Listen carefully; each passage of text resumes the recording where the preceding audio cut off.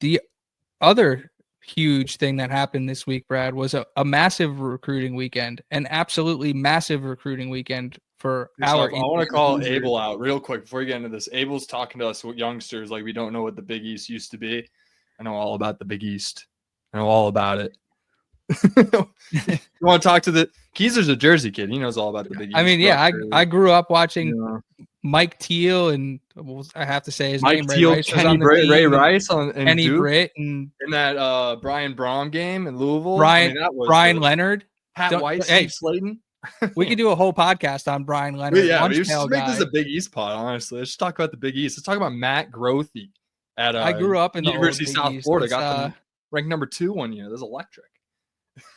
Yeah. Anyways, enough of our little Big East tangent for Abel. There we go. But no, it was an absolutely massive recruiting weekend, Brad. I don't know if you have the list of visitors sitting in front of you or who was on campus this weekend, but obviously the 3 commits.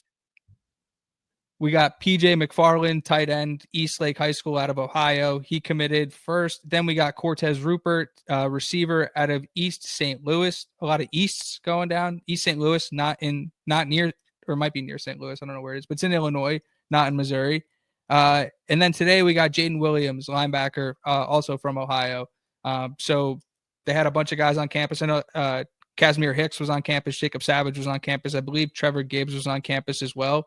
So yeah, huge weekend. It needed to be a big weekend for Indiana. The class is now up to 13. Initial takeaways before we kind of jump into the individuals, and then we'll talk about. Yeah, big picture stuff, right?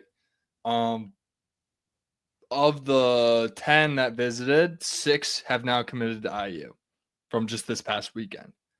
I'd say from a number as a math guy, that just looks really promising, honestly.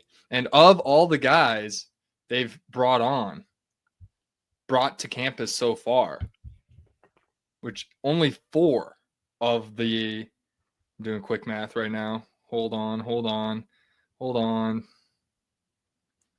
Only 4 of the 24 that have been on campus so far have committed to other schools. The math is mathing. I mean, we're just hitting on a higher. It's good math. I mean, the IndyCar was gorgeous. With the college football playoff logoing all over it and the Win 26 on there, like it was absolutely phenomenal job. The stuff like the boards and the fire and the fireworks and they're doing like it. I wasn't nervous, but obviously like going into the weekend and it's being hyped up by us, by others, not just us, that like you want to like see like the kids look cool when they go to the like put on Indiana's uniform and it looks legit. Like it's still weird. It's like somebody said pinch me under one of the recruitment posts that I put out, and it was like, no, this is real life. Like this is Indiana football. Like we look sick. Like it is a wild world we live in. Yeah, like the highlight packages that we've been seeing, right? Yes. Like you can just tell. Like obviously they're just highlights, but I mean they're moving so fast. All the plays they're showing are just electric. You're just like, whoa, is that a one-handed grab? Like after like this DB makes an insane swipe, like you're just seeing elite play after elite play after elite play in these highlights. It's not just like Shedeur Sanders throwing it and then they have to clip off to a different throw of Jimmy Horn catching it. Like these are just solid football plays. I was talking about day out. They're just. Well, I was talking about specifically for the recruiting. The recruiting social media output just looks like it looks official. It looks good. Like it's just like they're doing good things. I really like what I'm seeing out of the social media and that side of it. I haven't seen any of that. Like, are they highlight packages for the commits or? Yeah. Well, they're not like the commit highlights, but it's the commit in like the uniform, and then the side by side. Yeah. And then the side by side with like the big X, the plug, like committed in the, like it's a good look. Yeah, I like it. But PJ MacFarlane, the tight end from Eastlake, like I know these are just huddles, but like he's just a free mover. He goes up and attacks the football. Like it's just like it's easy to see why he's a Grant Kane guy. And then you look at Kortez Rupert, it's like guy who plays inside out. Kortez Rupert, slot. After every single one of his highlights, it was like that play should have been first. Wait, that play should have been first. Wait, that play should have been first. It was like that dude's huddle is ridiculous. And then Jaden Williams' huddle, like it's just, yeah, it's really exciting the work the staff is doing. They're bringing in a lot of really talented players, and that's why they're right now a composite top 25 class according to 24/7. I mean, you're seeing a pattern. I mean, with Williams, it's a clear pattern what they're doing with linebackers. They're going for speed over yeah, I don't know. I don't know Fahey personally, John. I'm sorry. No, we'll talk about him in a second. When it comes to Williams, I mean, it's clear they have a model. They're going for speed over size initially. Obviously, they went with Savage early on. He already had some size to him, more of the Fisher type. And then, but it looks like they're bringing a lot of Jalen Walker types, just super athletic, bendy linebackers that can just do a whole lot, get into coverage, attack the quarterback, fill gaps. They can just do it all. They're just all around great athletes. MacFarlane, just the prototypical. I mean, I love it. He's like 6'5", pushing 6'6". Listed at 205 right now. I mean, it's just peanut butter jelly sandwiches from here on out for him. That's an off season and a half with Derek Owings.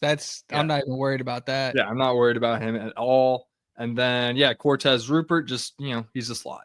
So that's fun to bring in. The linebacking core, they're like the group of linebackers they're bringing in this class between Henry Olinger and Savage and now Williams. It's Brian Haynes is diabolical. That's all I'll say. Yeah, so they have currently 9 scholarship linebackers. They're losing one and they will only lose one because Hardy can't go early, and I highly doubt Bones Jones goes early to the draft. So they're going to lose Fisher. So at this point, they have 11 scholarship linebackers coming in next year. That's some very solid depth. I'd be surprised if they actually, I take that back because I have Utzinger on my list. So that would be 10 scholarship linebackers, including plus Utzinger next year. Amazing depth at that position. That's a 5 deep plus Utzinger, who I have listed at my 3 deep right now as the third string linebacker. So just having that level of depth in a room when you're going to be expecting to lose one of your best players on defense is just promising to see.